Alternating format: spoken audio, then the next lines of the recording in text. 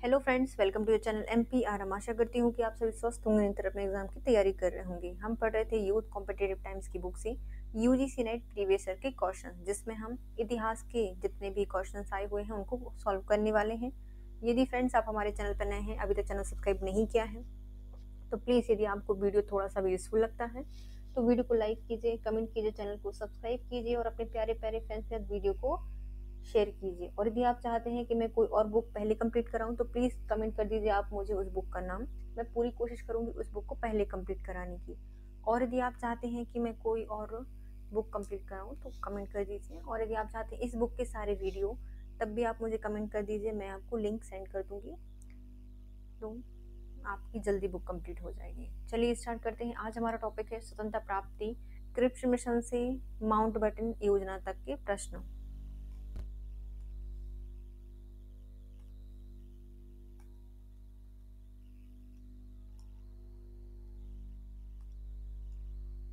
पहला क्वेश्चन है, निम्नलिखित घटनाओं को कालक्रम के अनुसार व्यवस्थित कीजिए और दिए गए जो कूट है उनका प्रयोग सही उत्तर का चयन कीजिए।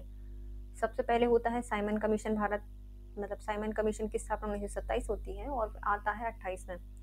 फिर प्रथम गोलमेज सम्मेलन किया जाता है, उसके बाद क्रिप्स मिशन और उसके बाद सीआर फॉर्मूला। तो 1 2 3 4 सही हो जाएंगे।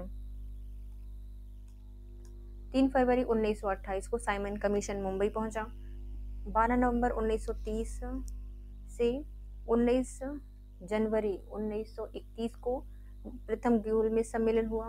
23 मार्च 1942 को क्रिप्स मिशन भारत पहुंचा। 10 जुलाई 1944 को सीआर फॉर्मूला स्थापित किया गया, दिया गया। निम्नलिखित में से किसने माउंटबेटन योजना का विरोध 14/6/1947 को कांग्रेस कार्य समिति में किया था? तो इनका नाम है पुरुषोत्तम दास टंडन। कांग्रेस कार्य समिति की बैठक में 14-15 जून 1947 को दिल्ली में आयोजित हुई, जिसकी अध्यक्षता जेबी कृपलानी के द्वारा की गई थी। कांग्रेस कार्य समिति की बैठक में गोविंद बल्लभ पंत ने देश के विभाजन के माउंटबेटन योजना को स्वीकार करने का प्रस्ताव पेश किया। इस प्रस्ताव को नेहरू के साथ गांधी जी ने भी स्वीकार किया, जबकि पुरुषोत्तम दास टंडन ने इसे विभाजन का विरोध किया था। कांग्रेस के 1946 की कैबिनेट मिशन योजना की आलोचना क्यों की गई थी? क्योंकि कैबिनेट मिशन ने देशी रियासतों के निर्वाचित प्रतिनिधियों के संविधान सभा में होने की जरूरत को नजरअंदाज किया था। तो ये सही हो जाएगा।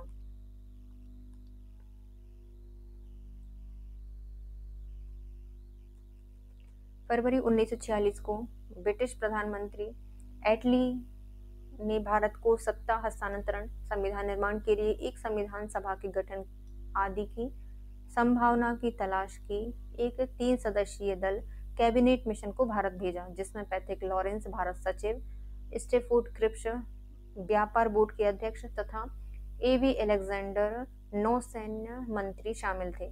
विभिन्न दलों के साथ साथ कांग्रेस ने भी कैबिनेट मिशन योजना की आलोचना की, जिसके मुख्य रूप से देशी रियासतों के प्रतिनिधियों में संविधान सभा में नहीं शामिल किया जाना और समूह में सम्मिलित होने की अनिवार्यता प्रांतीय स्वायत्तता के सिद्धांत के विपरीत है। सर स्टेफोर्ड क्रिप्स के नेतृत्व में क्रिप्स मिशन का उद्देश्य क्या था? ब्रिटिश द्वारा युद्ध के प्रयासों के समर्थन में भारतीय नेताओं को मनाना। जापान की लगातार बढ़ती हुई शक्ति से अंतर्राष्ट्रीय समुदाय व्यथित हो गया। अमेरिका, ऑस्ट्रेलिया और चीन ने ब्रिटेन पर भारत को स्वतंत्र करने के लिए दबाव डाला। परिणाम स्वरूप चर्चिल ने 11 मार्च 1942 को क्रिप्स मिशन की घोषणा की। 23 मार्च 1942 को क्रिप्स मिशन भारत पहुंचा। क्रिप्स मिशन का उद्देश्य था कि ब्रिटिश द्वारा युद्ध के प्रयासों के समर्थन में भारतीय नेताओं को मनाना। दूसरे शब्दों में हम कह सकते हैं कि इसका वास्तविक उद्देश्य युद्ध में भारतीयों का सहयोग प्राप्त करने हेतु उन्हें फुसलाना था। नेक्स्ट आता है, भारत पाकिस्तान के मध्य नागरिक प्रशासन हेतु बंटवारा परिषद के अध्यक्ष कौन थे? Lord Mountbatten. स्वतंत्रता एवं विभाजन के पश्चात नागरिक प्रशासन से संबंधित मुद्दे एवं कर्मचारियों के बंटवारे की समस्या को सुलझाने के लिए बंटवारा परिषद का गठन किया गया। इसके अध्यक्ष भारत के गवर्नर जनरल लॉर्ड माउंटबेटन थे। इस परिषद में भारत एवं पाकिस्तान के दो दो प्रतिनिधि शामिल थे। कार्यकारी स्तर पर एक दो सदस्यीय संचालन समिति नियुक्त की गई थी, जिसमें श्री H.M. पटेल एवं श्री मोहम्मद अली सदस्य थे।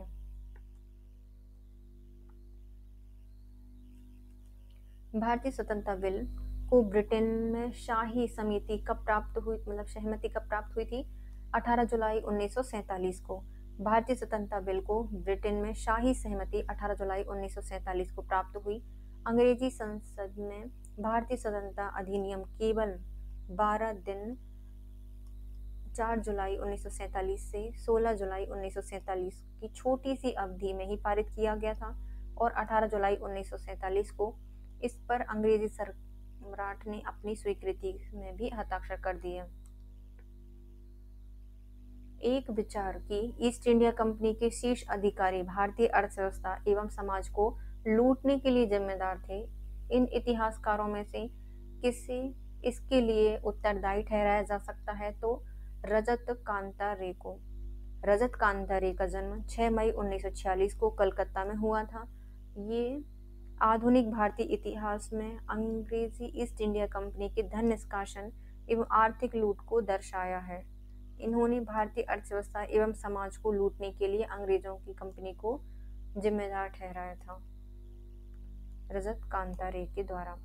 किस वर्ष में भारतीय नौसेना विद्रोह हुए थे? तो ये 1946 को हुए थे।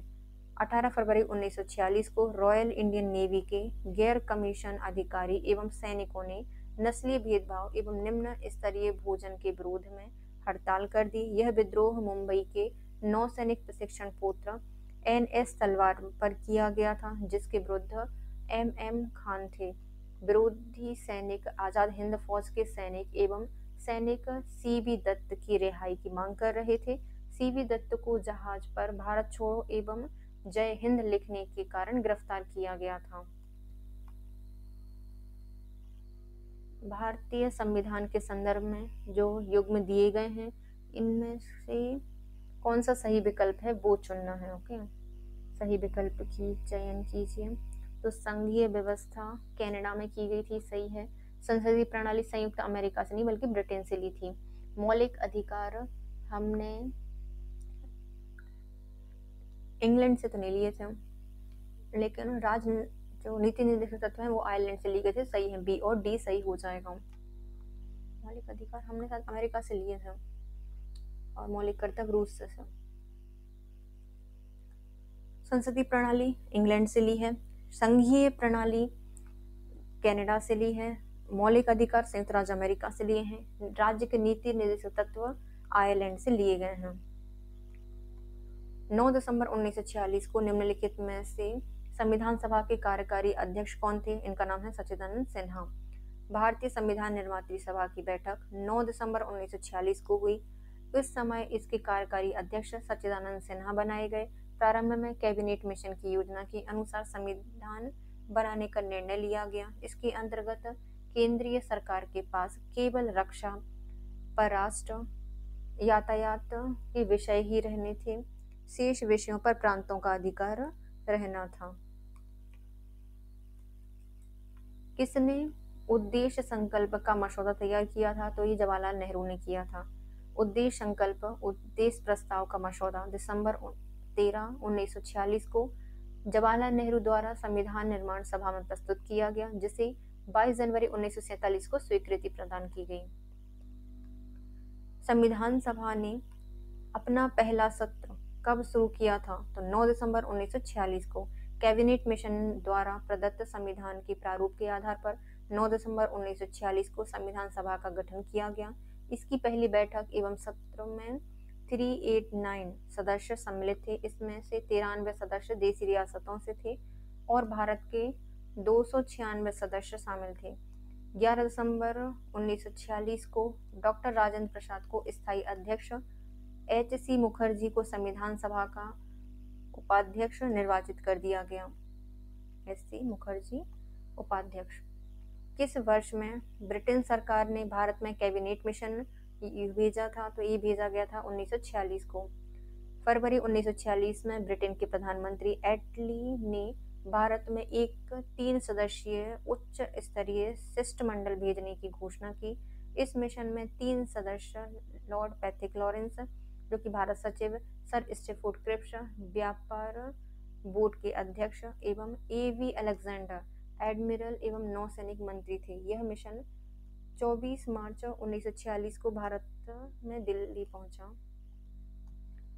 इस मिशन को विशिष्ट अधिकार दिए गए थे तथा इसका कार्य भारत को शांतिपूर्ण सत्ता हस्तांतरण के लिए उपाय एवं संभावनाओं को तलाशना था। कैबिनेट मिशन के अध्यक्ष लॉर्ड पैथिक लॉरेंस थे। आधिकारिक रूप से पाकिस्तान की मांग निम्नलिखित में से किस वर्ष की गई थी? तो 1940 में।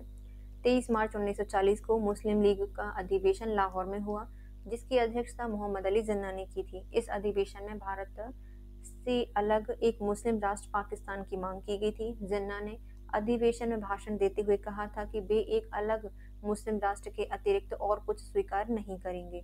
वे अंत तक अपने निर्णय पर डटे रहे जब तक कि पाकिस्तान के निर्णय की मांग को पूर्णतः स्वीकार नहीं कर लिया गया। 23 मार्च 1940 के प्रसिद्ध प्रस्ताव का प्रारूप सिकंदर हयात खान ने बनाया था और उसे फजलुल हक ने प्रस्तुत किया था। खलीक उज़्ज़मा ने इनका समर्थन किया था। मतलब प्रारूप तैयार किया है सिकंदर हयात खान ने, प्रस्तुत किया है फजलुल हक ने और खलीक उज़्ज़मा ने इसका समर्थन किया है। विशेष तथ्य है कि पाकिस्तान नाम सर्वप्रथम कैम्ब्रिज विश्वविद्यालय के छात्र चौधरी रहमत अली के द्वारा 1933 में गढ़ा गया था, जिसमें पाकिस्तान से पी, अफगानिस्तान से ए, कश्मीर से के, सिंध से एस और बलूचिस्तान से तान लिया गया था। भारत विभाजन से संबंधित माउंटबेटन योजना की सरकारी तौर पर घोषणा कब की गई थी? तो ऑप्शन में नहीं है। मार्च 1947 को माउंटबेटन गवर्नर जनरल बनकर भारत आते हैं। इन्होंने यहाँ की राजनीतिक स्थिति पर काबू पाने के लिए देश के विभिन्न नेताओं के से विचार विमर्श किया। इनके सुझाव पर ब्रिटेन सरकार को सौंपा और अंततः ब्रिटेन सरकार ने 3 जून 1947 को भारत विभाजन योजना प्रस्तुत की, जिसे माउंटबेटन योजना कहा जाता है। राजगोपालाचारी योजना के बारे में सही कथन बताइए। अनेक कांग्रेस जनों ने विरोध किया था। राजगोपालाचारी योजना अनेक कांग्रेस जनों ने विरोध किया था। राजगोपालाचारी ने कांग्रेस व मुस्लिम लीग के मध्य सहयोग बढ़ाने हेतु 10 जुलाई 1944 को एक फॉर्मूला प्रस्तुत किया, जिसे इन्हीं के नाम पर राजगोपालाचारी फॉर्मूला के नाम से जाना जाता है। यह फॉर्मूला अप्रत्यक्ष रूप से पृथक पाकिस्तान की अवधारणा के ही प्रस्तुत करता था, इसलिए कांग्रेस ने इसका विरोध किया था इस फॉर्मूले को। गांधी जी ने इस फॉर्मूले का समर्थन किया था। हिंदू नेताओं में वीर सावरकर ने राजगोपालाचारी फॉर्मूले की तीव्र आलोचना की थी। CR फॉर्मूला राजगोपालाचारी योजना का विरोध किसने किया था? तो मोहम्मद अली जिन्ना ने भी किया था। गांधी जी ने, माउंटबेटन ने और इरविन ने समर्थन किया था, जिन्ना ने विरोध किया था CR फॉर्मूले का। चक्रवर्ती राजगोपालाचारी ने 1944 में एक फॉर्मूला निकाला, जिसमें उन क्षेत्रों के लिए आत्मनिर्णय के अधिकार के आधार पर समझौता सुझाया गया था जो मुस्लिम बाहुल्य वाले हैं। इसे ही CR फॉर्मूला या राजाजी फॉर्मूला कहा जाता है। इस फॉर्मूले पर गांधी जी, मोहम्मद अली जिन्ना के मध्य वार्तालाप एवं पत्र व्यवहार हुआ था, किंतु जिन्ना ने इसका विरोध किया और यह असफल रहा। निम्नलिखित में से कौन शिष्टमंडल मिशन के सदस्य नहीं रहे हैं? तो एंटनी ईडन इसके सदस्य नहीं थे। पैथिक लॉरेंस, स्टेफोर्ड क्रिप्स और एवी अलेक्जेंडर इसके सदस्य थे। एंटनी ईडन मंत्रिमंडल मिशन के सदस्य नहीं थे। वर्ष 1946 में ब्रिटेन के प्रधानमंत्री एटली ने भारत में 3 सदस्यीय उच्च स्तरीय शिष्टमंडल भेजने की घोषणा की। इस शिष्टमंडल में ब्रिटिश कैबिनेट के 3 सदस्य पैथिक लॉरेंस, जो कि भारत सचिव थे, सर स्टेफोर्ड क्रिप्स, व्यापार बोर्ड के अध्यक्ष, एवी अलेक्जेंडर, नौसेना मंत्री थे। इस मिशन को विशिष्ट अधिकार दिए गए थे। इसका कार्य भारत को शांतिपूर्ण सत्ता हस्तांतरण के लिए उपाय एवं संभावनाओं की तलाश करना था। भारत को जब स्वतंत्रता मिली तब इंग्लैंड के प्रधानमंत्री थे क्लीमेंट एटली। भारत को जब स्वतंत्रता मिली तब इंग्लैंड के प्रधानमंत्री क्लीमेंट एटली थे। फरवरी 1947 में क्लीमेंट एटली ने भारत की आज़ादी की घोषणा की। वह जून 1948 की पूर्व सत्ता भारतीयों को सौंप देंगे। डैश के बारे में माउंटबेटन की योजना थी, तो भारत के विभाजन से संबंधित अधिकारों को अंग्रेजों के हाथ से भारत के हाथ में सुपुर्द करने के विधान बनाने से संबंधित थे माउंटबेटन योजना। 3 जून 1947 को लॉर्ड माउंटबेटन ने अपनी योजना प्रस्तुत की, जिसमें भारत की राजनीतिक समस्याओं को हल करने के लिए विभिन्न चरणों की रूपरेखा प्रस्तुत की गई थी। प्रारंभ में यह सत्ता हस्तांतरण विभाजित भारतीय सरकारों को डोमिनियन के दर्जे के रूप में दी जानी थी। नेक्स्ट आते हैं 16 अगस्त 1946 को मुस्लिम लीग ने किस रूप में मनाया था? तो इसको प्रत्यक्ष कार्यवाही दिवस के रूप में मनाया था मुस्लिम लीग ने।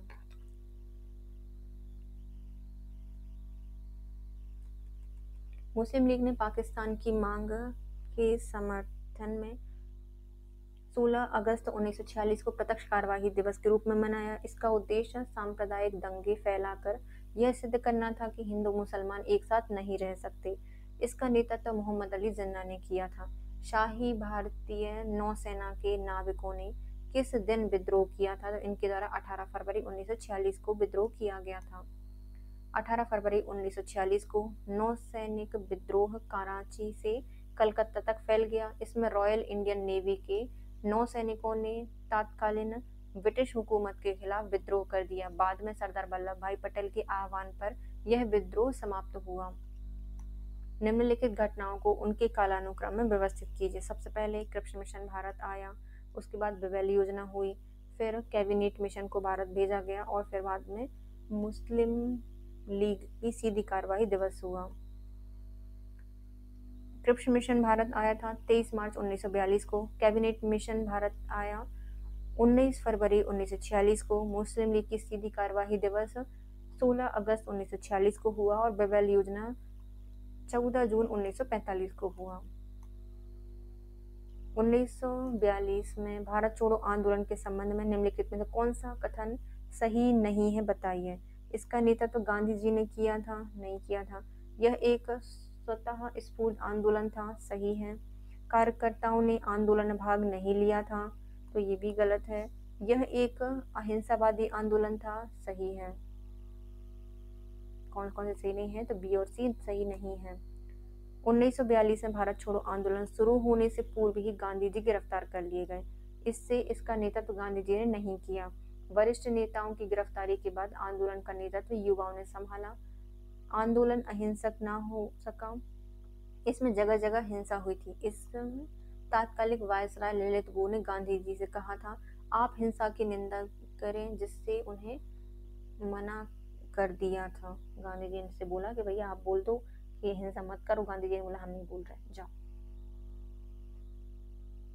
नेक्स्ट आता है निम्नलिखित कथनों को ध्यानपूर्वक पढ़िए और तथा दिए गए विकल्प में सही विकल्प का चुनाव करके उत्तर दीजिए। कथन कहता है कि 1946 से मुस्लिम लीग ने कैबिनेट मिशन के लिए दी गई अपनी सहमति वापस ले ली थी, तो पहला सही हो जाएगा।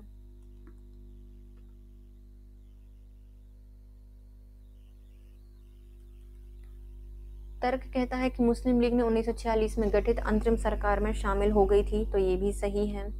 दोनों सही हो जाएंगे। और लेकिन RE की सही व्याख्या नहीं करता। 1946 में मुस्लिम लीग ने कैबिनेट मिशन योजना के लिए अपनी सहमति वापस ले ली थी, परंतु 1946 में गठित अंतरिम सरकार में बेबेल के मानने के बाद शामिल हो गई थी। बेबेल के मनाने के बाद 1945 में शिमला सम्मेलन में कांग्रेस के प्रतिनिधि मंडल का नेतृत्व किया था मौलाना आजाद के द्वारा। बेबेल प्रस्ताव पर विचार विमर्श हेतु शिमला में 25 जून 1945 को शिमला सम्मेलन हुआ। यह सम्मेलन में होने वाला यह एक सर्वदलीय सम्मेलन था। इस सम्मेलन में कांग्रेस के प्रतिनिधिमंडल का नेतृत्व अबुल कलाम आजाद ने किया था। इस सम्मेलन के दौरान मुस्लिम लीग द्वारा यह शर्त रखी गई थी कि वायसराय की कार्यकारिणी परिषद में नियुक्त होने वाले सभी मुस्लिम सदस्य मुस्लिम लीग के बाहर नहीं होना चाहिए। मुस्लिम लीग का यह अडियल रूप 25 जून से 14 जुलाई तक चलने वाले शिमला सम्मेलन की असफलता का मुख्य कारण था। अबुल कलाम आजाद ने शिमला सम्मेलन की असफलता को भारत के राजनीतिक इतिहास में एक जल विभाजक की संज्ञा दी थी। इस सम्मेलन में महात्मा गांधी ने भाग नहीं लिया था, जबकि यह शिमला में उपस्थित थे। नेक्स्ट आते हैं जवाहरलाल नेहरू की अध्यक्षता में अखिल भारतीय देश राज्य प्रजा परिषद का 7वां अधिवेशन कहाँ पर आयोजित किया गया था? तो इसको उदयपुर में आयोजित किया गया था। जवाहरलाल नेहरू की अध्यक्षता में अखिल भारतीय देसी राज्य प्रजा परिषद AISPC का 7वां अधिवेशन 1945 उदयपुर में आयोजित किया गया। ध्यान तलब है कि AISPC 6वां अधिवेशन फरवरी 1939 में लुधियाना की अध्यक्षता भी जवाहरलाल नेहरू ने की थी। संविधान सभा के अंतरिम अध्यक्ष कौन थे? तो इनका नाम है डॉक्टर सच्चिदानंद सिन्हा। भारतीय संविधान के निर्माण हेतु संविधान सभा की प्रथम बैठक 9 दिसंबर 1946 को संसद भवन में हुई थी। संसद के वरिष्ठतम सदस्य डॉक्टर सच्चिदानंद सिन्हा को सभा का अस्थायी अध्यक्ष एवं HC मुखर्जी को उपाध्यक्ष चुना गया। 11 दिसंबर 1946 को डॉक्टर राजेंद्र प्रसाद को सर्वसम्मति से सभा का स्थायी अध्यक्ष एवं BN राव को संवैधानिक सलाहकार नियुक्त किया गया था।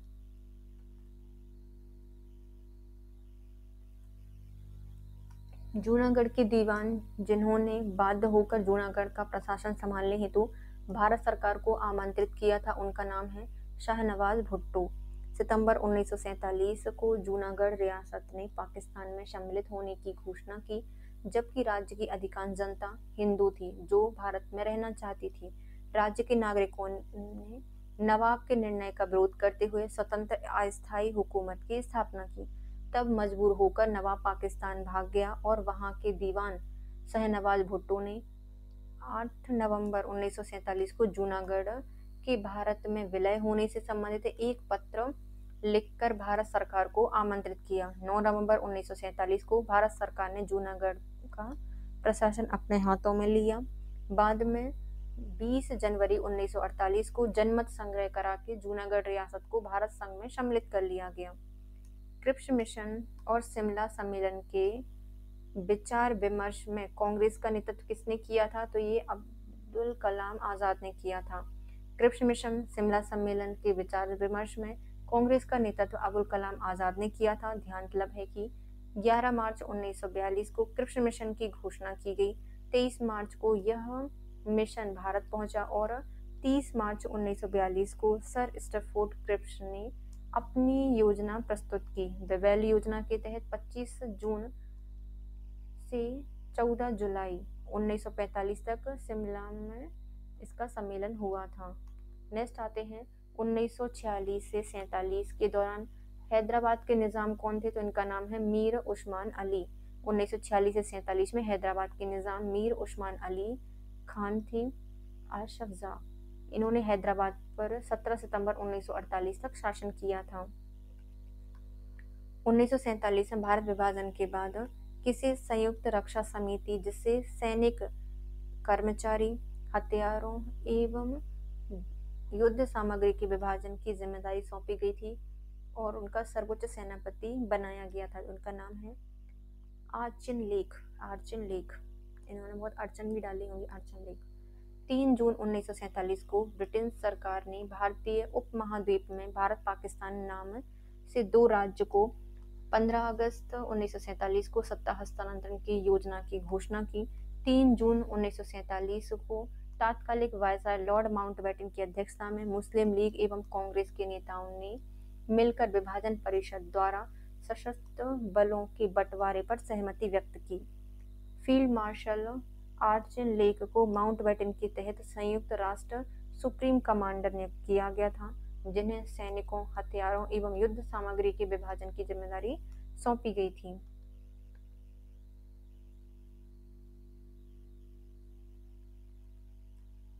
पाकिस्तान का विचार किसके द्वारा प्रशस्त किया गया है? तो मोहम्मद इकबाल के द्वारा। 1930 में मुस्लिम लीग के इलाहाबाद अधिवेशन की अध्यक्षता करते हुए महान उर्दू कवि इकबाल ने कहा था कि उत्तर पश्चिम भारत का संगठित मुस्लिम राज्य का निर्माण ही मुझे मुसलमानों की अंतिम नियति प्रतीत होती है। इस प्रकार से पाकिस्तान का विचार मोहम्मद इकबाल द्वारा प्रशस्त किया गया था। पाकिस्तान शब्द के जन्मदाता चौधरी रहमत अली थे। भारत और पाकिस्तान के स्वाधीन होने की घोषणा किस दिन की गई थी? तो 3 जून 1947 को की गई थी। 3 जून 1947 को पाकिस्तान एवं भारत के लिए जो स्वाधीनता की घोषणा है वह प्रधानमंत्री एटली ने हाउस ऑफ कॉमन्स में विभाजन योजना 3 जून योजना की घोषणा की। 3 जून 1947 को योजना भारत विभाजन की योजना थी। इसमें उस प्रक्रिया का उल्लेख किया गया था जिसके अंतर्गत अंग्रेजों द्वारा भारतीयों को सत्ता हस्तांतरित की जानी थी और मुस्लिम बाहुल प्रांतों को यह चुनाना था कि वे भारत में रहेंगे या पाकिस्तान में सम्मिलित होंगे।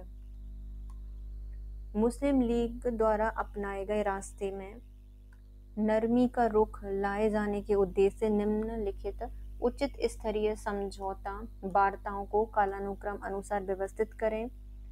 तो पहले सी राजगोपालाचारी फॉर्मूला आता है, उसके बाद गांधी जिन्ना की वार्ता हुई, फिर भूलाभाई देसाई लियाकत अली के बीच में समझौता हुआ और सबसे बाद में होता है शिमला कॉन्फ्रेंस।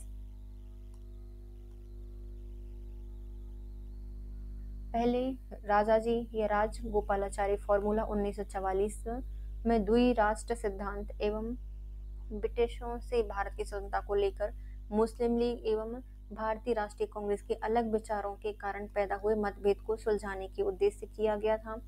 गांधी जिन्ना वार्ता, यह वार्ता मुस्लिम लीग को लेकर थी। फिर भूलाभाई देसाई एवं लियाकत अली समझौता अप्रैल 1945 में हुआ। इस समझौते का उद्देश्य कांग्रेस एवं मुस्लिम लीग के बीच सीटों के बंटवारा बराबर करना था। नेक्स्ट शिमला कॉन्फ्रेंस, ये 1945 में 25 जून बेवेल योजना पर विचार विमर्श करने के लिए यह सम्मेलन बुलाया गया जिसमें मुसलमानों की सीटों के आवंटन की बात भी की गई थी। ब्रिटिश शासन से स्वतंत्रता प्राप्त करने के पश्चात जवाहरलाल नेहरू को याद दिलाते हुए कि स्वतंत्रता भारत को मिली है ना कि कांग्रेस को, यह आग्रह किसने किया था कि कैबिनेट निर्माण में दलीय संबंध को ध्यान में रखे बिना योग्यता व्यक्ति को सम्मिलित किया जाना चाहिए? तो ये महात्मा गांधी ने कहा था।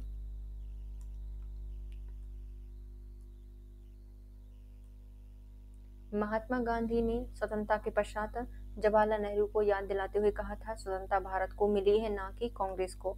इन्होंने नेहरू से यह भी आग्रह किया था कि कैबिनेट निर्माण में दलीय संबंधों को ध्यान में रखे बिना योग्यतम व्यक्ति को सम्मिलित किया जाना चाहिए।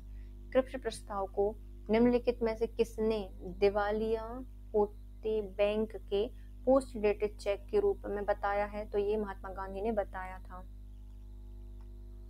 क्रिप्स मिशन की घोषणा 11 मार्च 1942 को चर्चिल ने की थी। 23 मार्च 1942 को क्रिप्स मिशन भारत पहुंचा। यहाँ पर विभिन्न नेताओं के संपर्क के बाद क्रिप्स मिशन ने 30 मार्च 1942 को अपनी योजना प्रस्तुत की। कांग्रेस एवं मुस्लिम लीग दोनों ने क्रिप्स प्रस्ताव को अस्वीकार किया। महात्मा गांधी जी ने इन प्रस्ताव को दिवालिया होने वाले बैंक का उत्तर दिनांकित चेक कहा था। मुस्लिम लीग ने क्रिप्स प्रस्ताव को 2 आधारों पर अस्वीकार किया था, पहला निर्वाचन और दूसरा विभाजन। नेक्स्ट है निम्नलिखित घटनाओं को उनके कालानुक्रम में व्यवस्थित कीजिए। सबसे पहले होता है इंडियन नेशनल आर्मी की स्थापना, उसके बाद सुभाष चंद्र बोस की श्री तोजो के साथ बैठक होती है, श्री तोजो के साथ। फिर INA ने स्वतंत्र भारत की धरती पर राष्ट्रीय ध्वज फहराया था अंडमान निकोबार में। फिर जो सुभाष चंद्र बोस है इन्होंने ताइपे में आगमन किया था 4थे नंबर पर।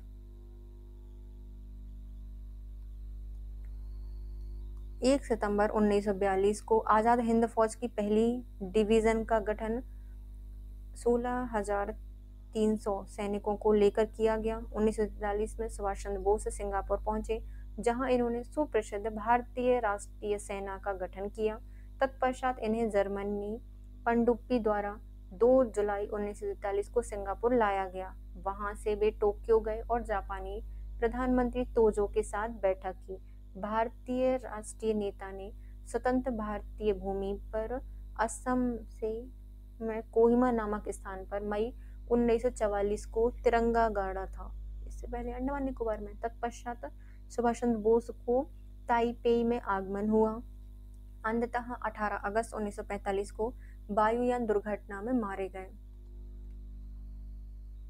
वे चाहे खुद को मुसलमान, हिंदू या कुछ भी और बताते हों, जब वे बर्बर होकर निर्मम हत्याएं करते हैं तो उसे असहाय भाव से देखने की जगह मैं सर्वशक्तिमान से प्रार्थना करूंगा कि वह मुझे इस दुख भरी दुनिया से ले जाए। यह पंक्ति निम्नलिखित में किसकी है? तो महात्मा गांधी की है।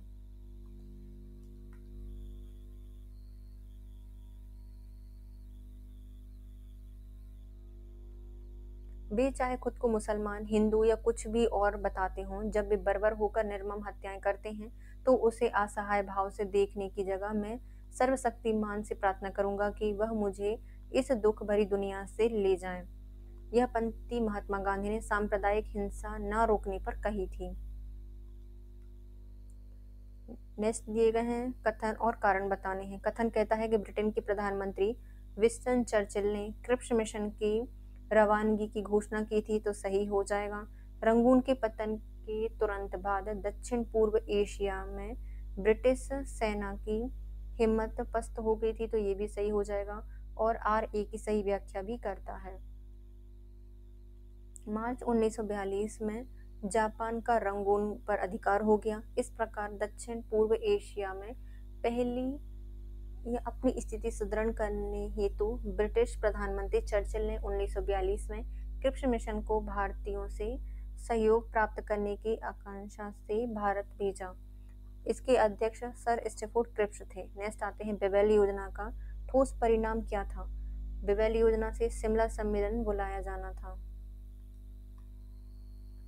CR फॉर्मूले पर आधारित गांधी जन्ना वार्ता के असफल हो जाने के बाद तात्कालिक गवर्नर जनरल लॉर्ड बेवेल ने संवैधानिक गतिरोध को दूर करने के लिए जून 1945 में बेवेल योजना प्रस्तुत की, जिसका ठोस परिणाम शिमला सम्मेलन बुलाया जाना था।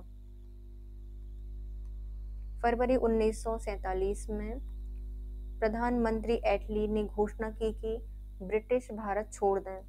जून 1948 में ब्रिटिश प्रधानमंत्री एटली ने 20 फरवरी 1947 को हाउस ऑफ कॉमन से घोषणा की थी कि अंग्रेज जून 1948 में से पहले अंग्रेज भारत छोड़ दें और भारतीयों को सत्ता सौंप दें।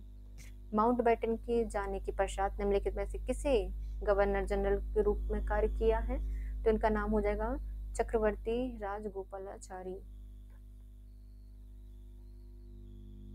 माउंटबेटन योजना के बाद, माउंटबेटन के जाने के बाद गवर्नर जनरल के रूप में कार्य किया है चक्रवर्ती राजगोपालाचारी ने, जिन्हें भारत का प्रथम गवर्नर जनरल भी कहा जाता है। यह इस पद पर 26 जनवरी 1950 तक रहे हैं। 1952 से 1954 तक मद्रास के मुख्यमंत्री रहे। 1959 में इन्होंने विभिन्न मुद्दों पर कांग्रेस नेताओं से मतभेद के कारण कांग्रेस छोड़कर स्वतंत्र पार्टी का गठन किया। वे सामाजिक समानता एवं दलित उत्थान के समर्थक थे। वह कौन प्रथम कांग्रेस नेता हैं जिन्हें सलाह दी गई थी कि देवनागरी लिपि में लिखी हिंदी भाषा की राष्ट्रभाषा होनी चाहिए? तो ये है महात्मा गांधी। जो देवनागरी लिपि में लिखी गई हिंदी भाषा है उसी को राष्ट्रभाषा बनाना है, महात्मा गांधी ने कहा था।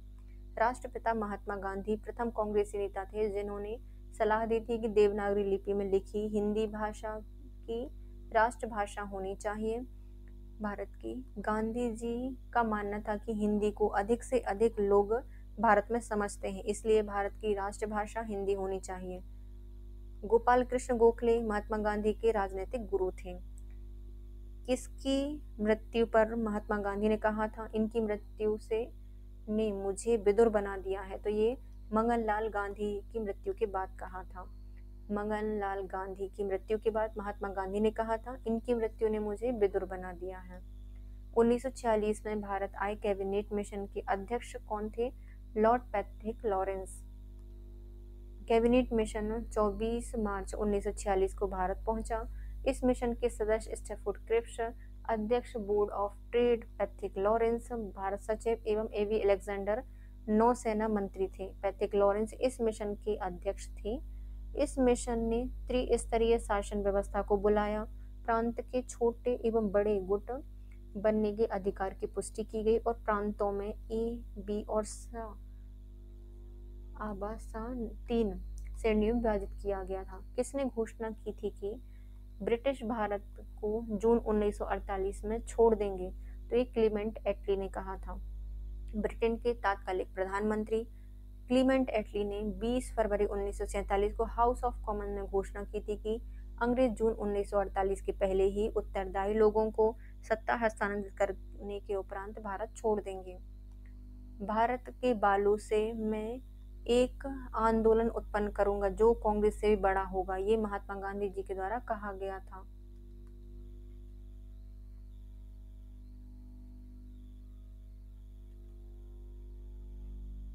भारत छोड़ो आंदोलन, जिसे अगस्त क्रांति भी कहा जाता है, जिसे छोड़ने के लिए गांधी जी ने कांग्रेस से प्रस्ताव पास कराने को कहा। यूं तो गांधी जी आने वाले संघर्ष के बारे में चर्चा करते रहते थे, पर अब देर करना उन्हें गलत लगने लगा। उन्होंने कांग्रेस को यह चेतावनी दे डाली कि अगर उसने संघर्ष का उनका प्रस्ताव स्वीकार नहीं किया तो मैं देश की बालू से ही कांग्रेस से भी बड़ा आंदोलन खड़ा कर दूंगा।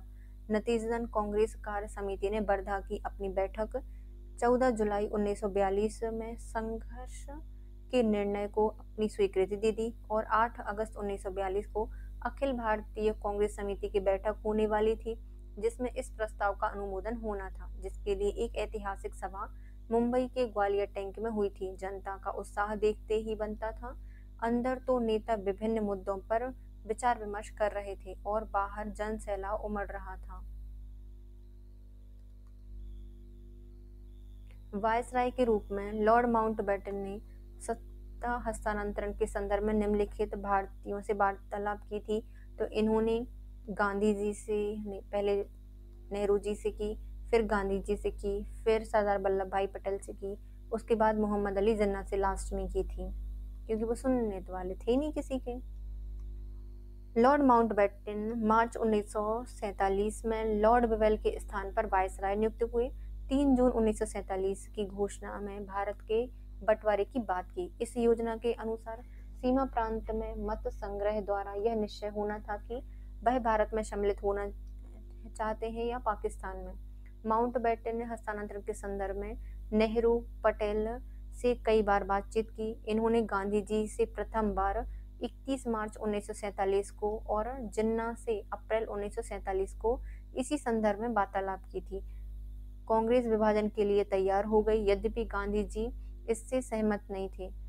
इस आधार पर अंग्रेजी संसद ने भारतीय स्वतंत्रता अधिनियम 1947 पारित करके जिसके आधार पर भारत पाकिस्तान 2 राष्ट्र राज्य का निर्माण किया।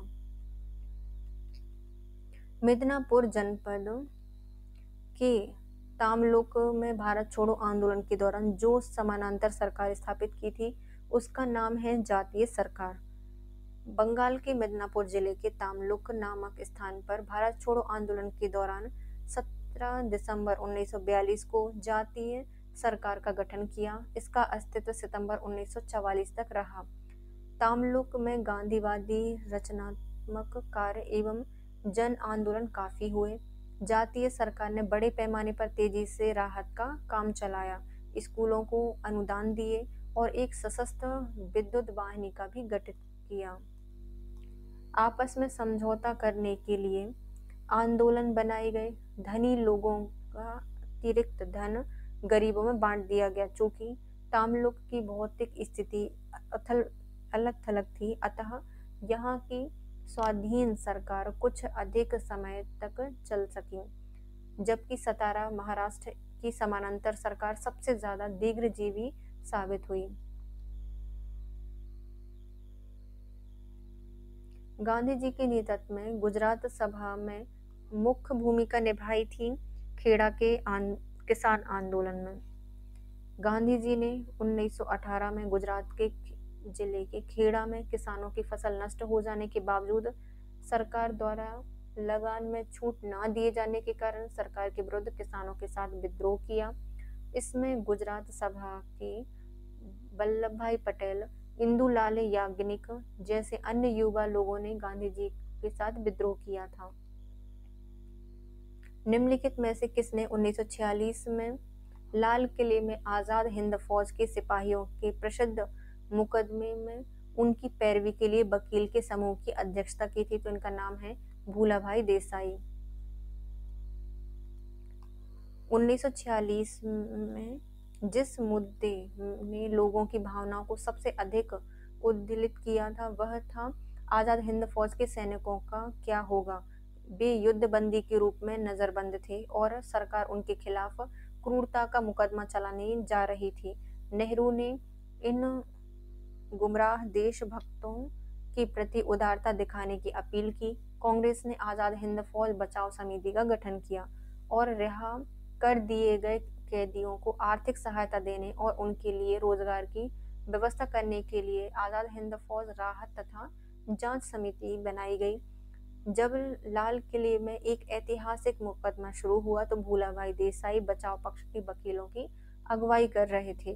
तेज बहादुर सप्रू, कैलाशनाथ काटजू और अशरफ अली इसके सहायक थे। कार्यवाही के पहले दिन नेहरू भी वकील की पोशाक पहनकर अदालत में मौजूद थे।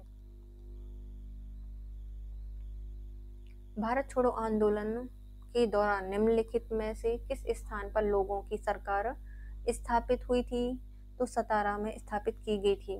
1942 में हुए भारत छोड़ो आंदोलन के दौरान बलिया, सतारा और तामलुक में समानांतर सरकारें गठित की गई थी। सतारा महाराष्ट्र की समानांतर सरकार सबसे ज्यादा दीर्घजीवी साबित हुई। भारत छोड़ो आंदोलन की शुरुआत से ही यह क्षेत्र काफी सक्रिय रहा। आंदोलन के पहले चरण में सरकार के स्थानीय मुख्यालयों से हजारों लोगों का जुलूस निकाला गया। इसके बाद भीतरघात, डाकघरों पर हमला, बैंकों की लूट, टेलीफोनों के तारों को काट देना आदि सिलसिला शुरू हो गया। वाई.वी. चौहान यहाँ के मुख्य नेता थे। इनका अच्युत पटवर्धन एवं अन्य भूमिगत नेताओं से भी संपर्क था। 1943 की शुरुआत में भूमिगत कार्यकर्ताओं ने अपने को पुनर्संगठित करना प्रारंभ किया और लगभग 6 महीने में इनका संगठन तैयार हो गया। प्रति सरकार समानांतर सरकार की स्थापना की गई। नाना पाटिल इसके महत्वपूर्ण नेताओं में से एक थे।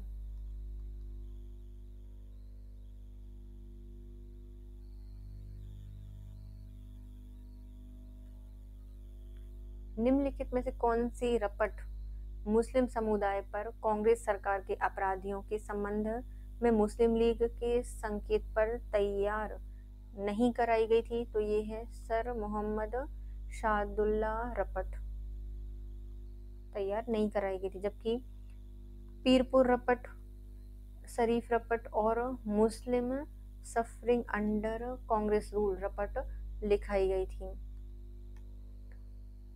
पीरपुर रपट, शरीफ रपट और मुस्लिम सफरिंग अंडर कांग्रेस रूल रपट मुस्लिम समुदाय पर कांग्रेस सरकार के अपराधों के संबंध में मुस्लिम लीग के संकेत पर तैयार कराई गई थी। जबकि सर मोहम्मद शादुल्ला रपट मुस्लिम लीग के संकेत पर तैयार नहीं कराई गई थी।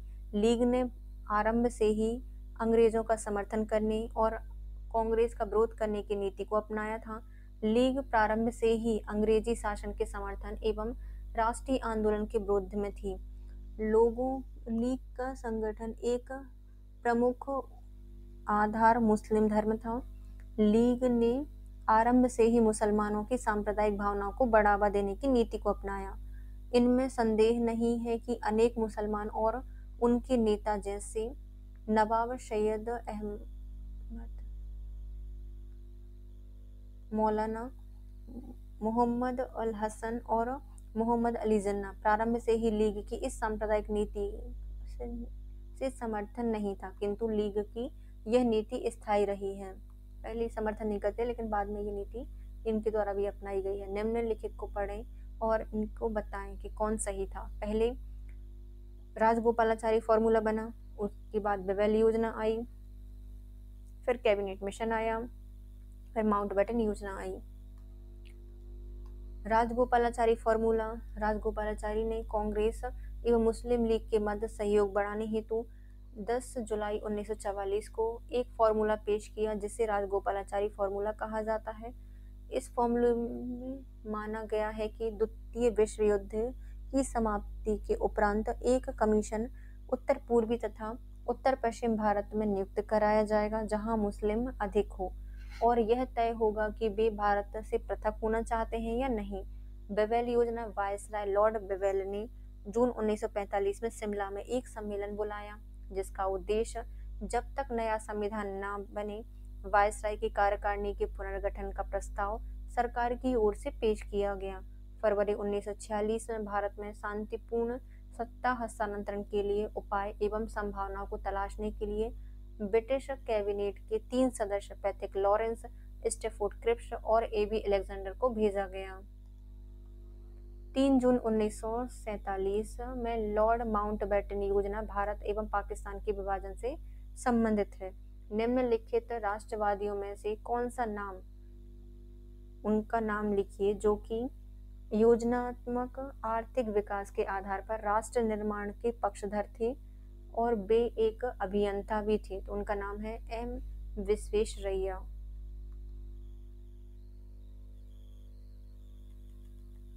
बीस के दशक में योजनाबद्ध विकास का प्रथम आह्वान करने वालों में मोक्षगुंडम विश्वेश्वरैया भी एक थे। प्रख्यात इंजीनियर, शिक्षा शास्त्री, भारत रत्न विश्वेश्वरैया देश के आर्थिक विकास के लिए योजना की आवश्यकता पर रचनात्मक सर्वप्रथम पुस्तक लिखी है, प्लान्ड इकोनॉमी ऑफ इंडिया, 1934 में प्रकाशित हुई। इन्होंने भारत के नियोजित आर्थिक विकास हेतु 10 वर्षीय योजना प्रस्तुत की, जिसका उद्देश्य राष्ट्रीय आय को दोगुना करना, लघु एवं बड़े उद्योगों को विकसित करना और कारखाना क्षेत्र के उत्पादन में वृद्धि करना था। सूची 1 को सूची 2 से मिलाइए। क्लीमेंट एटली का संबंध है कैबिनेट मिशन से। माउंटबेटन योजना का संबंध है प्लान वाल्कन से। लॉर्ड लिलिथगो का संबंध है अगस्त प्रस्ताव से या अगस्त ऑफर से, और जो बेवेल है इनका संबंध है कैबिनेट मिशन से, नहीं, ब्रेक डाउन प्लान से। बेवेल योजना का संबंध किससे है? ब्रेक डाउन प्लान से। कैबिनेट मिशन से आते हैं हमारे एटली, माउंटबेटन का है प्लान वाल्कन और लॉर्ड लिलिथगो का है अगस्त ऑफर। क्लीमेंट एटली कैबिनेट मिशन से संबंधित है, माउंटबेटन का संबंध है प्लान वाल्कन से, लॉर्ड लिलिथगो का संबंध है अगस्त प्रस्ताव से, और बेवेल योजना संबंधित है ब्रेक डाउन प्लान से। निम्नलिखित में से कैबिनेट मिशन प्लान से संबंधित कौन सा सही नहीं है, बताइए। इसने स्वतंत्र पाकिस्तान के निर्माण की मांग को रद्द किया था, सही है। इसने भारत के कॉमनवेल्थ से नाता तोड़ने के अधिकार को मान्यता दी थी, ये भी सही है। भारतीय मंत्रिमंडल के सभी सदस्य भारतीय होंगे, कहा था, ये भी सही है। इसने सांप्रदायिक प्रतिनिधित्व की गुंजाइश जताई थी, तो ये गलत हो जाएगा। 24 मार्च 1946 को कैबिनेट मिशन दिल्ली आया, जिसका उद्देश्य था भारत में एक संघ की स्थापना करना, संविधान निर्मात्री सभा का गठन करना, भारत के कॉमनवेल्थ से नाता तोड़ने के अधिकार को मान्यता देना। इसमें सांप्रदायिक प्रतिनिधित्व की गुंजाइश जताई गई थी, यह गलत हो जाएगा।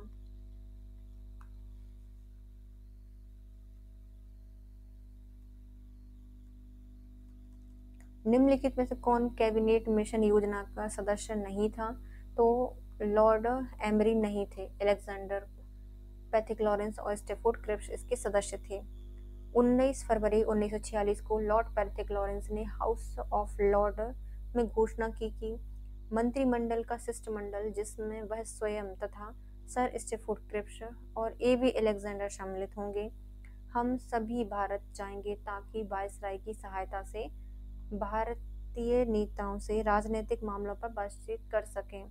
यह मिशन कैबिनेट मिशन 24 मार्च 1946 को दिल्ली पहुंचा और भारत के विभिन्न राजनीतिक दलों से लंबी बातचीत हुई। लॉर्ड एम्बरी इस मिशन के सदस्य नहीं थे। कैबिनेट मिशन के भारत आगमन के समय भारतीय राष्ट्रीय कांग्रेस के अध्यक्ष कौन थे? तो मौलाना अबुल कलाम आज़ाद। ब्रिटेन में 26 जुलाई 1945 को क्लीमेंट एटली के नेतृत्व में ब्रिटिश मंत्रिमंडल ने सत्ता ग्रहण की। 19 फरवरी 1946 को भारत सचिव पैट्रिक लॉरेंस ने हाउस ऑफ लॉर्ड में घोषणा की कि ब्रिटिश सरकार ने भारत में संवैधानिक सुधारों के लिए कैबिनेट मिशन भेजने का निर्णय लिया है। इस शिष्टमंडल में कुल 3 सदस्य थे। भारत सचिव पैट्रिक लॉरेंस, व्यापार बोर्ड के अध्यक्ष स्टेफोर्ड क्रिप्स और नौसेना के प्रमुख एबी अलेक्जेंडर। 24 मार्च 1946 को शिष्टमंडल दिल्ली पहुंचा और अपनी रिपोर्ट प्रस्तुत की। जिस समय शिष्टमंडल भारत पहुंचा, कांग्रेस के अध्यक्ष मौलाना अबुल कलाम आजाद थे, जो कि 1940 से लगातार कांग्रेस के अध्यक्ष के पद पर कार्यरत थे। निम्नलिखित में से कौन भारतीय संविधान की संविधा समिति के सदस्य नहीं थे? तो इसमें एस.एन. मुखर्जी नहीं थे, एम. गोपाल स्वामी अयंगर थे, अलादी कृष्णा स्वामी अय्यर थे और के.एम. मुंशी थे। भारतीय संविधान की प्रारूप समिति एवं संविधा समिति ड्राफ्टिंग कमेटी के अध्यक्ष लॉर्ड डॉक्टर अंबेडकर के अतिरिक्त 7 अन्य सदस्य थे, जिसमें Alladi Krishna Swami Ayyar, D P. Khaitan, N. Madhavrao, K M. Munshi, N. Gopala Swami Ayyangar, T T. Krishnamachari, Syed Mohammad Saadulla, S N. Mukherjee इस समिति के सदस्य नहीं थे। कौन नहीं थे? एस.एन. मुखर्जी नहीं थे। जवाहरलाल नेहरू की अध्यक्षता में गठित अंतरिम सरकार में उनकी पदवी क्या थी? तो वह उपाध्यक्ष एवं उपराष्ट्रपति थे। जवाहरलाल नेहरू की अध्यक्षता में गठित की गई अंतरिम सरकार में वे उपाध्यक्ष या उपराष्ट्रपति थे। अंतरिम सरकार का गठन 2 सितंबर 1946 को किया गया, जिसमें कांग्रेस द्वारा नामित किए गए थे 12 सदस्य। 3 मुसलमान थे, जिनमें उपाध्यक्ष पंडित जवाहरलाल नेहरू को बनाया गया था। सत्ता हस्तांतरण और भारतवर्ष का विभाजन दोनों कुल मिलाकर कितने दिन में पूर्ण किए गए थे? तो ये 72 दिन में हुआ था। सत्ता हस्तांतरण, भारतवर्ष का विभाजन दोनों कुल मिलाकर 72 दिन में पूर्ण हुए थे। 3 जून की योजना मुख्यतः भारत विभाजन की योजना थी। भारत को अंग्रेजों द्वारा सत्ता हस्तांतरण 15 अगस्त 1947 को हुई थी। 3 जून से 15 अगस्त तक कुल 72 दिन होते हैं। निम्नलिखित कथनों पर विचार कीजिए। अंत में कांग्रेस के नेताओं ने भारत के विभाजन को स्वीकार किया था, सही है। वे आश्वस्त हो गए थे कि यही एकमात्र उपयुक्त समाधान बचा है, तो दूसरा भी सही हो जाएगा। और आर या ए आर की सही व्याख्या करता है। माउंटबेटन योजना 3 जून 1947 को इस योजना ने भारत विभाजन योजना प्रस्तुत की। इसे माउंटबेटन योजना भी कहा जाता है। इस योजना का गांधी जी, अबुल कलाम जैसे नेताओं ने विरोध किया था। अंततः भारतीय नेताओं को भारतीय परिस्थितियों के अनुसार भारत विभाजन योजना को स्वीकार करना पड़ा। 3 जुलाई 1947 को भारत विभाजन के विरुद्ध किस पार्टी ने काला दिवस मनाया था? तो ये हो जाएगा हिंदू महासभा ने काला दिवस मनाया था।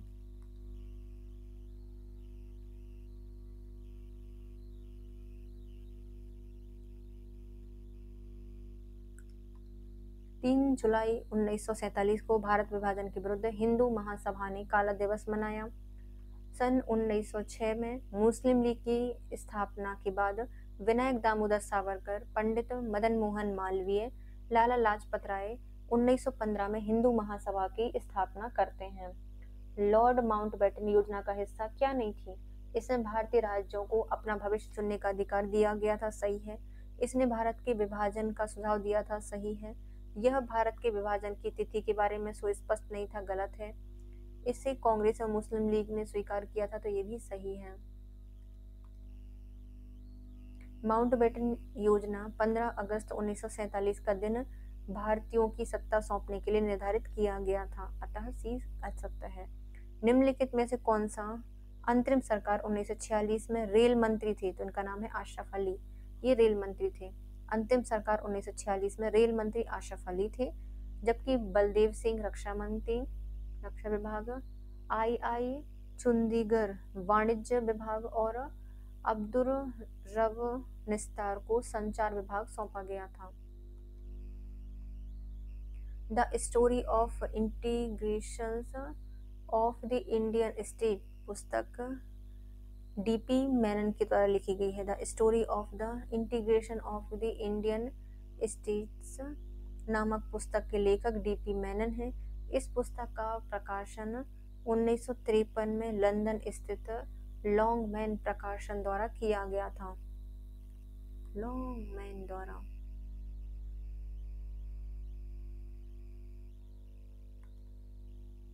निम्नलिखित घटनाओं पर विचार कीजिए। सबसे पहले घटित हुई है नेहरू रिपोर्ट, उसके बाद आया था क्रिप्स मिशन, फिर भारत छोड़ो आंदोलन, फिर होता है बेबल योजना। नेहरू रिपोर्ट 1928 में आई थी, क्रिप्स मिशन 1942 में हुआ था मार्च अप्रैल में, भारत छोड़ो आंदोलन 8 अगस्त 1942 को हुआ था और बेबल प्लान 1945 में आया था। निम्न घटनाओं पर विचार कीजिए। तो जो बॉम्बे प्लान घटनाओं पर विचार कीजिए। सबसे पहले साइमन कमीशन 1928, फिर बॉम्बे प्लान आता है 1944, कैबिनेट मिशन आता है 1946 और माउंटबेटन योजना आती है 1947। पहला, दूसरा, तीसरा और चौथा माउंटबेटन योजना लास्ट में आती है। साइमन कमीशन की स्थापना 1927-28 में, बॉम्बे प्लान 1944 में, कैबिनेट मिशन 1946 में और माउंटबेटन योजना 1947 में थी। निम्नलिखित में से किस तिथि को मुस्लिम लीग द्वारा सीधी कार्यवाही दिवस डायरेक्ट एक्शन डे मनाया गया? 16 अगस्त 1946 को। 16 अगस्त 1946 को मुस्लिम लीग ने सीधी कार्यवाही दिवस की शुरुआत की। लीग की इस कार्यवाही का उद्देश्य सांप्रदायिक दंगे फैलाना, आतंक का माहौल बनाकर यह सिद्ध करना था कि हिंदू मुसलमान एक साथ नहीं रह सकते। इसका नेतृत्व मोहम्मद अली जिन्ना ने किया था। सूची 1 को सूची 2 से मिलाइए। क्रिप्स मिशन का संबंध है 1942 से, गांधी जिन्ना वार्ता 1944 में हुई थी, उसके बाद शिमला कॉन्फ्रेंस 1945 में हुआ, कैबिनेट मिशन 1946 में आया था। भारत में स्वतंत्रता आंदोलन के समय विभिन्न राजनीतिक गतिविधियां हुई, जिसके तहत क्रिप्स मिशन 1942 भारत में आया। गांधी मोहम्मद अली जिन्ना के बीच में दिल्ली वार्ता हुई थी 1944 और 1945 में शिमला कॉन्फ्रेंस हुआ। आगे चलकर जिन्ना के चलते असफल हुआ और फिर 1946 में कैबिनेट मिशन भारत आया। नेहरू की अंतरिम सरकार के वित्त मंत्री का नाम क्या था? तो वित्त मंत्री का नाम था लियाकत अली खान। 2 सितंबर 1946 को जवाहरलाल नेहरू के कार्यकारी परिषद के उपाध्यक्ष पद हेतु शपथ लिए। यह प्रधानमंत्री के अपरूप थी। नेहरू के नेतृत्व में बने मंत्रिमंडल के कुल 13 सदस्य थे। लियाकत अली खान को इसमें वित्त मंत्री पद दिया गया था, जिसने अपने पद का बहुत दुरुपयोग किया था।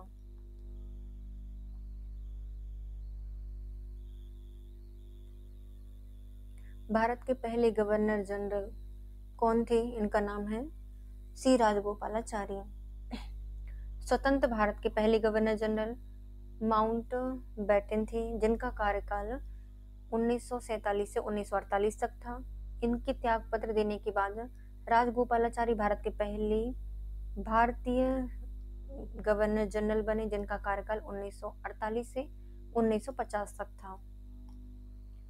सत्ता का लालच भी भारत के विभाजन को स्वीकार करने का एक कारण था। यह किसने कहा था? ये माइकल ब्रीचर के द्वारा कहा गया था। मार्क ब्रीचर। 14 मार्च 1925 को जन्मे माइकल ब्रीचर कनाडा की रॉयल सोसाइटी के सदस्य थे, जिन्होंने 1959 में नेहरू एक राजनीतिक जीवनी पुस्तक में यह आरोप लगाया था कि सत्ता का लालच भी भारत के विभाजन को स्वीकार करने का एक कारण थी। नेहरू की इस जीवनी में स्वतंत्रता आंदोलन में नेहरू की भागीदारी एवं भारतीय राष्ट्रवाद के प्रारंभिक वर्षों की राजनीति के 40 वर्षों में भारत के राजनीतिक इतिहास का वर्णन है। पाकिस्तान कब बना था? तो ये एक दिन पहले 14 अगस्त 1947 को 14 अगस्त 1947 को पाकिस्तान का निर्माण हुआ। पाकिस्तान के पहले गवर्नर जनरल मोहम्मद अली जिन्ना थे। प्रधानमंत्री लियाकत अली को बनाया गया। पाकिस्तान शब्द का निर्माण चौधरी रहमत अली के द्वारा किया गया था। कैबिनेट मिशन भारत कब आया था? तो ये 24 मार्च 1946 को आया था। ब्रिटेन की लेबर पार्टी के नेता एटली ने 19 फरवरी 1946 को भारतीय नेता से बातचीत करने के लिए एक संसदीय दल भारत भेजने का निर्णय लिया, जिसमें सर स्टेफोर्ड क्रिप्स, एवी अलेक्जेंडर, पैथिक लॉरेंस थे, जो 24 मार्च 1946 को भारत पहुंचा, जिसे कैबिनेट मिशन के नाम से जाना जाता है।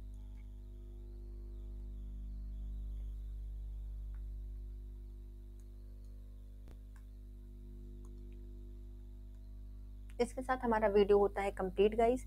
If you like my video please share, subscribe and comment. Thank you so much guys, have a nice day. Next video में हम स्वतंत्रता के बाद के भारत के क्वेश्चंस को सॉल्व करेंगे। तो बाय गाइस।